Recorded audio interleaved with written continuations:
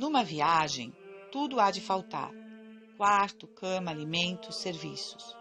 Numa palavra, por mais rico que se seja, sempre acontece que se sinta a necessidade de alguma coisa, e nesses momentos, se é verdadeiramente pobre, aceita, pois, Filoteia de bom grado essas ocasiões e suporta os seus incômodos com alegria.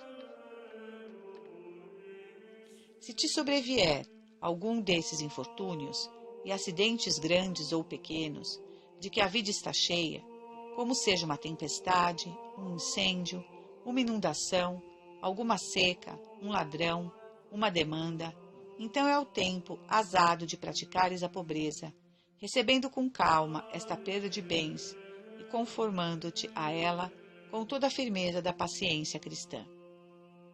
Esaú apresentou-se a seu pai com os braços cabeludos, e Jacó fez o mesmo.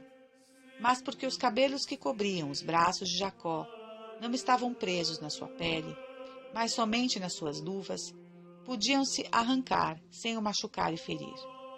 Mas os cabelos dos braços de Esaú, como tinham crescido aí naturalmente, estavam presos, não se podiam arrancar sem uma grande dor e resistência. Eis aí um quadro fiel do apego de alguns às riquezas e do desapego de outros. Quando nosso coração se prende aos bens, se a tempestade ou o ladrão, ou o demandista, nos arranca alguma parte deles, que de prantos, que de aflições, quanto impaciência. Mas, quando lhes damos o cuidado que Deus quer que tenhamos, e não o coração, se os perdemos, por acaso, de modo algum perderemos a razão e a tranquilidade. Os servos fiéis de Deus não se apegam mais a seus bens que às suas roupas, que podem vestir e despir quando quiserem. Mas os maus cristãos conservam-nos presos a si, como os animais o seu pelo.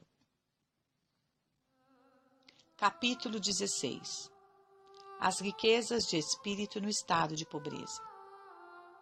Se és de fato pobre, Filoteia, esforça-te então por ser-o também de espírito.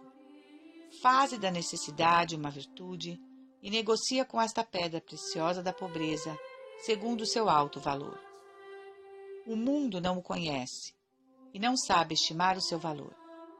Entretanto, tem um brilho admirável e é de um grande apreço.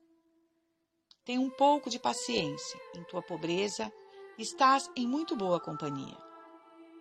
Nosso Senhor, a Santíssima Virgem, sua mãe, os apóstolos, tantos santos e santas foram pobres, podendo ter riquezas, as desprezaram. Quantas pessoas que podiam ocupar no mundo um lugar saliente, apesar de todas as contradições dos homens, foram procurar com avidez nos conventos ou nos hospitais a santa pobreza. Muitos se esforçaram por achá-la, e bem sabes quanto o custou a Santo Aleixo, a Santa Paula, a São Paulino, a Santa Ângela e a tantos outros. E a ti, Filoteia, ela se apresenta espontaneamente. Nem é preciso que a procures e te esforces por achá-la, abraçá-la. Abraça, pois como a querida amiga de Jesus Cristo, que nasceu, viveu e morreu na maior pobreza. Tua pobreza, Filoteia, tem duas grandes vantagens que te granjearão uma quantidade imensa de merecimentos. A primeira é que, não provindo de tua escolha, foi unicamente a vontade de Deus que assim determinou, sem que tua vontade tenha tido ingerência alguma. Ora, tudo que nos vem unicamente por disposição da divina providência nos torna sempre muito mais agradáveis a Deus, contanto que o recebamos de boa mente e com verdadeiro amor à sua santa vontade. Em geral, em toda parte onde há menos da nossa vontade, há mais da de Deus. A conformação pura e simples com sua vontade dá à paciência uma grande pureza.